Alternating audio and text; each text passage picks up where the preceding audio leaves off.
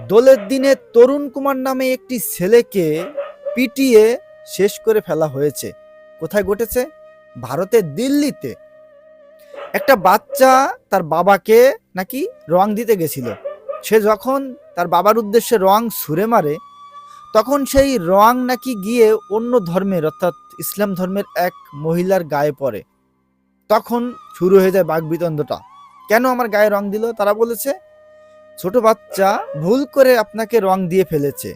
But সেই মহিলা তাদের কথা না শুনে সে বাড়িতে গিয়ে তার এলাকার অনেক মানুষকে নিয়ে সেই বাচ্চার বাড়িতে আসে। তার মা বাবাকে অনেক শাসায়, অনেক উল্টাপাল্টা কথা বলে। এক পর্যায়ে নাকি তাদের মধ্যে ঝগড়াঝাটি শুরু হয়ে যায় এবং ওই যে মহিলা লোকজন ডেকে এনেছে, সেই লোকজন সেই ঘরের ভিতর ঢুকে ভাঙচুর করে। এখন ওই তরুণ কুমার, যে ছেলেটি মারা গেছে, সে নাকি এসে বলে আমার বাড়িতে কেন ঢুকেছেন, কি দরকার, কি হয়েছে। এইটা নিয়ে বাকবিতণ্ডটা হয়েছে। এক পর্যায়ে তাদের মধ্যে হাতাহাতি, মারামারি। তাকে লাঠি দিয়ে পিটিয়েছে, পাথর দিয়ে আঘাত করেছে, মুখে, চোখে, কপালে সব জায়গায় আঘাত করেছে এবং একটা পর্যায়ে সেই তরুণ কুমার মারা গেছে। এটা কোথায় ঘটেছে? দিল্লিতে। বাংলাদেশের দীপুচন্দ্রকে আগুনে পুড়িয়ে শেষ করে ফেলানো হয়েছিল। বাংলাদেশে 92% অন্য ধর্মের মানুষ। এটা ঘটেছে যে কোনোভাবে, বুঝতে পেরেছি যে হতেই পারে এত লোক। কিন্তু এই যে ঘটনাটা, সেম উল্টো ঘটনাটা ঘটেছে কোথায়? ভারতে। কারা ঘটিয়েছে? মুসলিম ধর্মের মানুষ। আর ঘটিয়েছে কাদের সাথে? হিন্দু ধর্মের মানুষের সাথে।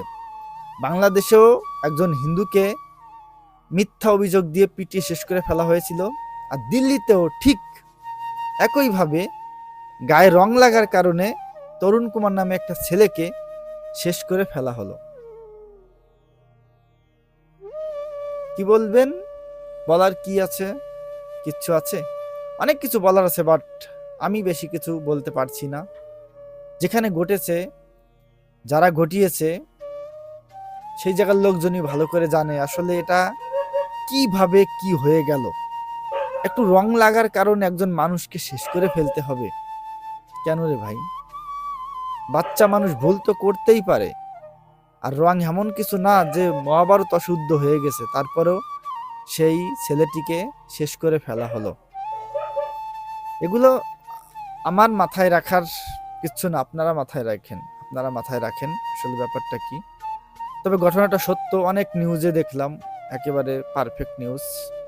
আমার একটু মিস্টেক হতে পারে ব্যাপারটা নিয়ে, বাট রং লাগার কারণে এই ঘটনাটা ঘটেছে, এটা সত্য।